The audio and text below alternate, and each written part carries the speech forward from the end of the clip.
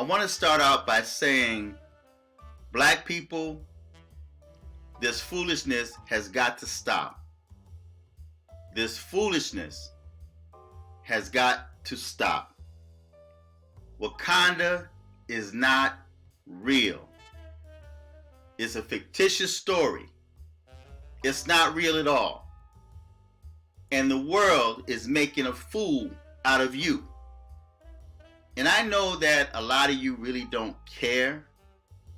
A lot of you have become so desensitized to people making mockery of you that you can't feel it no more. You can't notice when you're being laughed at. And the laughter you take as their support. But they're making a fool out of you. Now, I'm going to read a portion of this article, and then I'm going to put the link in the bottom and you can read it for yourself. Now, I'm kind of caught in the middle because I support this school administrator. At the same time, I support their reason why, not so much as the fact that they got rid of her, but the reason why. And I'm going to show you when I read this article. A Bronx school superintendent says she was fired as a result of Chancellor Richard Carranza's equity agenda that advanced people of color over whites.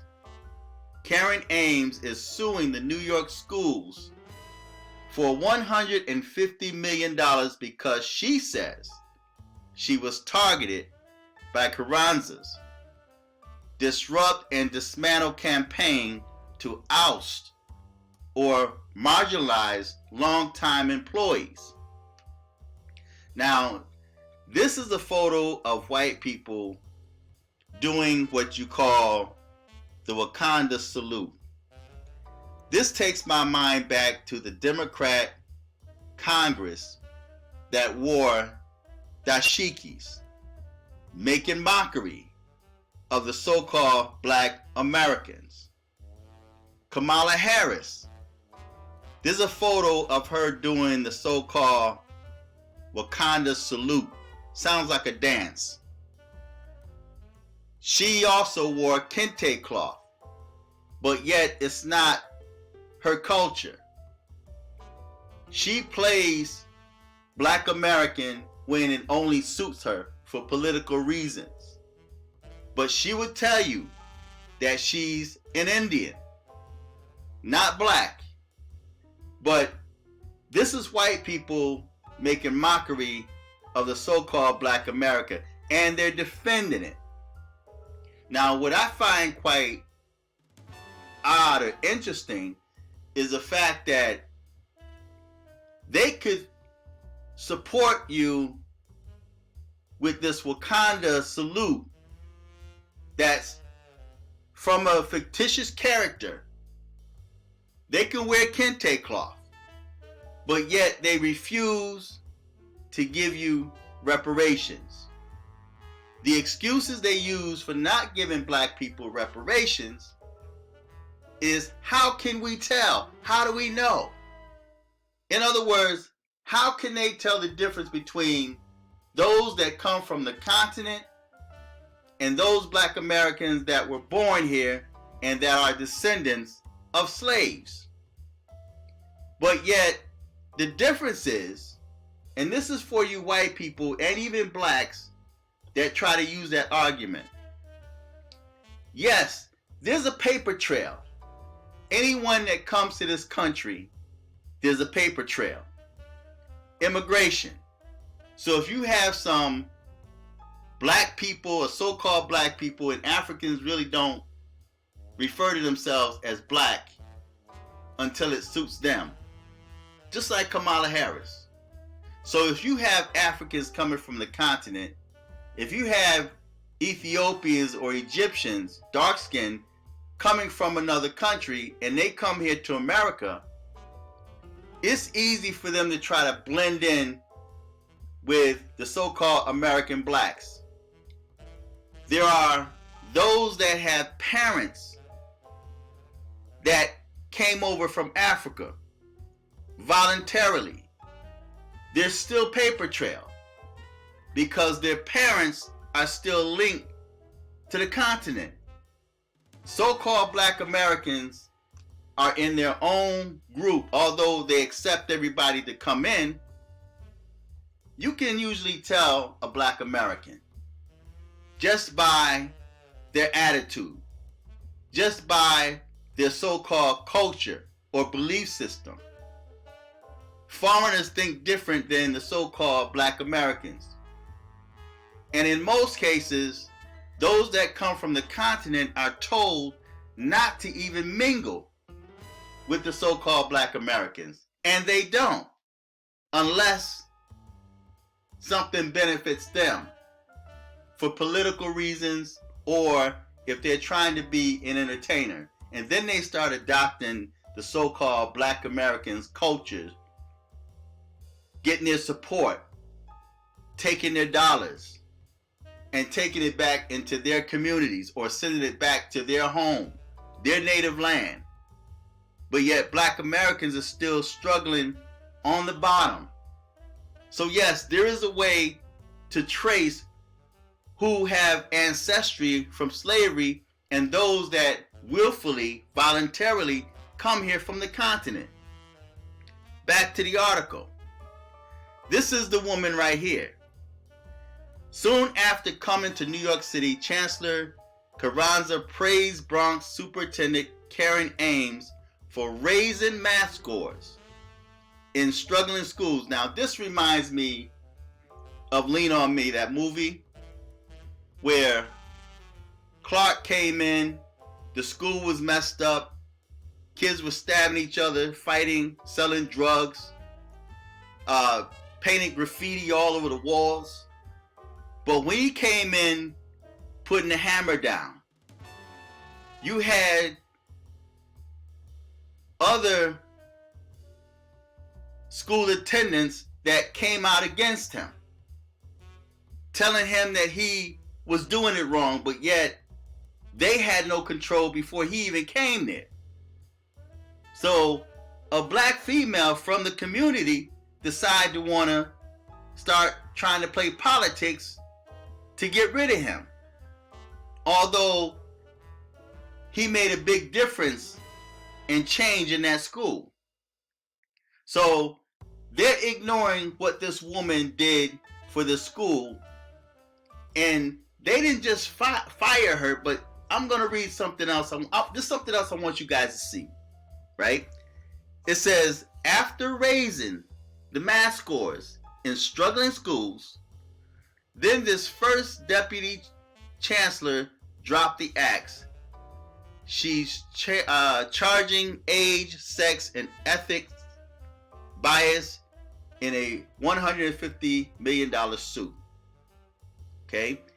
It says, the agenda of Chancellor Carranza and his senior leadership team was euphemistically, y'all know my tongue get tied up with these words. I know what they are, but they get tied up. Euphemistically touted as an equity platform, but in reality, it was a platform used to create gender, age, racial, and ethnic divisions in the New York City school system, she contends in her lawsuit. But check out her actions. Although she's claiming that it was a platform that used to create gender, age, and racial and ethnic divisions, but check out what she did and the reason why they decided to get rid of her.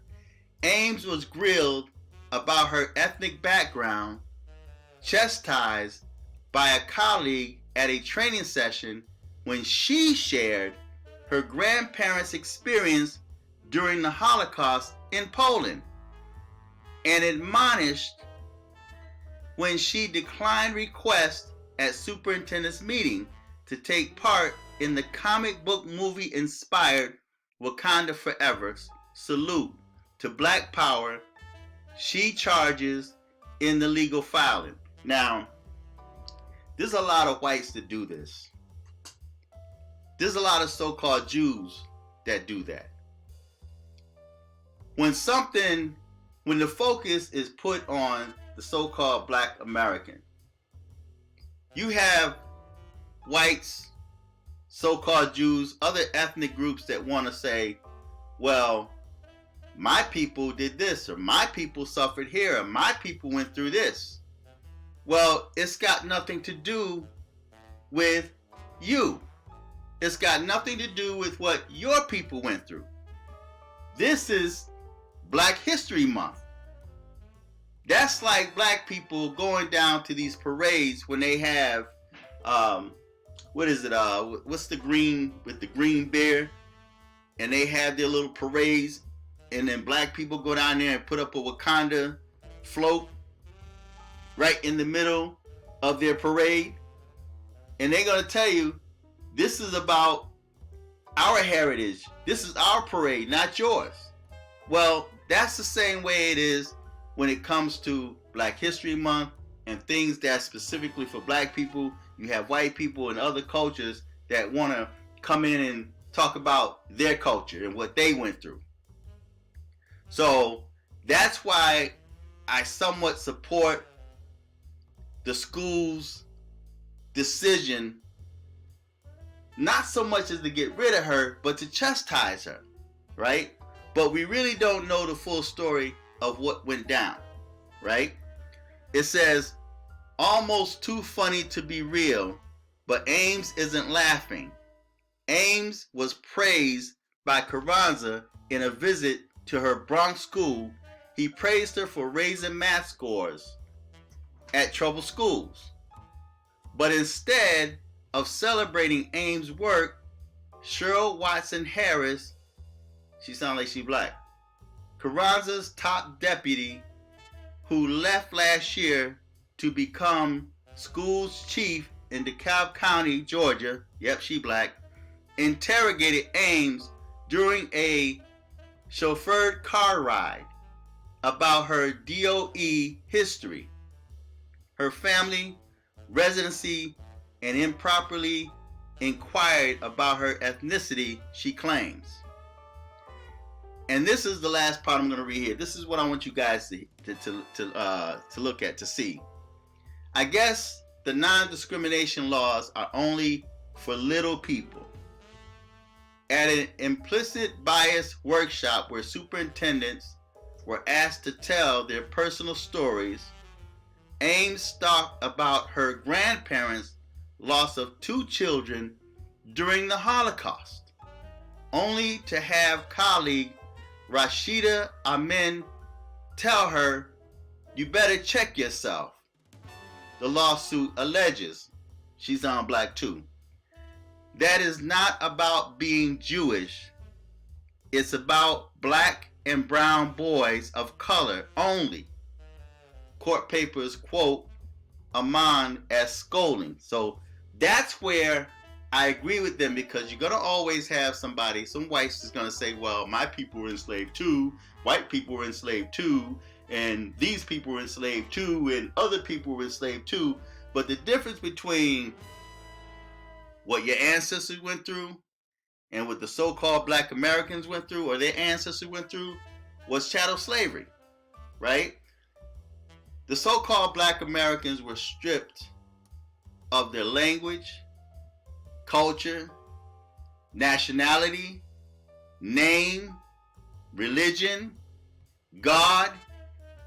They were stripped to be less than a human being. Dogs had more human rights, although they're animals, than black people did. It's like not only did they switch the so-called black history, and I say so-called because the so-called black Americans are the true Hebrews. So they switched it because not only did they destroy their whole identity, their culture, they destroyed it. So now so-called black people have to pay money, thousands of dollars and even more, to try to at least find out who they are or where their ancestors come from, And even then, it's not even guaranteed to be true. But yet, you have other races of people always want to talk about what their ancestors went through and what other group had went through slavery. The difference is they are still tied to their homeland. They still have family members in their homeland. They still know where they came from. The so-called Black Americans don't know. That's why you have people that's claiming to be Moors. They're claiming to be Asiatic. They're claiming Africa. They're claiming Native American. They're claiming all of these other cultures, man, that may not have anything to do with them or their ancestors. They're lost. And not only that, the hate that's among the so-called Black Americans. See, it's easy for other people to talk about Black Americans and how they're lazy and how they just want to leech off the system. But what you see in the so-called Black American is the results of yesterday, today. See, the so-called Black Americans are living the results of yesterday. What happened yesterday when their parents were taken in captivity? See, and just like it took over 400 years to enslave a people, it's going to take more time for people to heal themselves. So blacks have come a long ways. I was born in the 60s.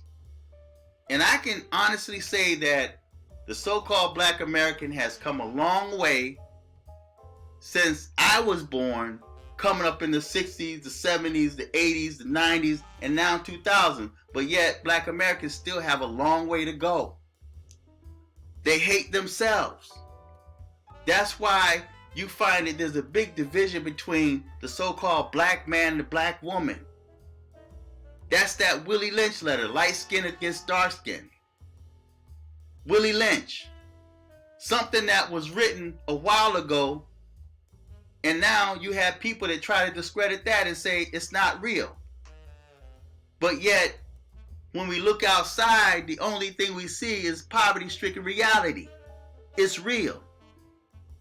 So it's easy to try to compare the so-called black struggle with the struggle of other people, even the so-called Jews. Yes, the Holocaust was horrible. And I read the diary of Anne Frank when I was in elementary school. I remember that book and what they did to those so-called Jews.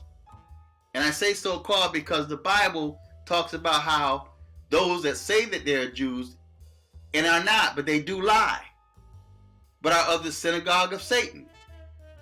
So that's why I say so-called. And plus this woman's talking about they're Jewish and she's from Poland. So, hey, that's a whole nother story. That's a whole nother video.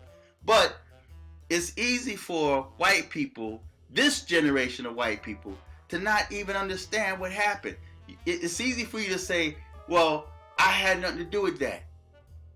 We didn't enslave, we didn't own no slaves, but your ancestors did. And you're living the results of yesterday, today.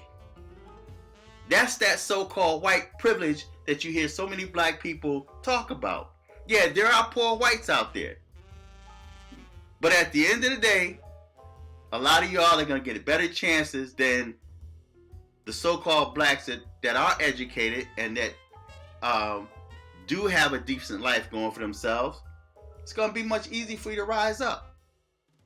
See? So, you know, so I'm kind of in the middle with this because I understand what this school administrator talked about, you know, as far as Wakanda is not real, you know, and why should they be made to celebrate that?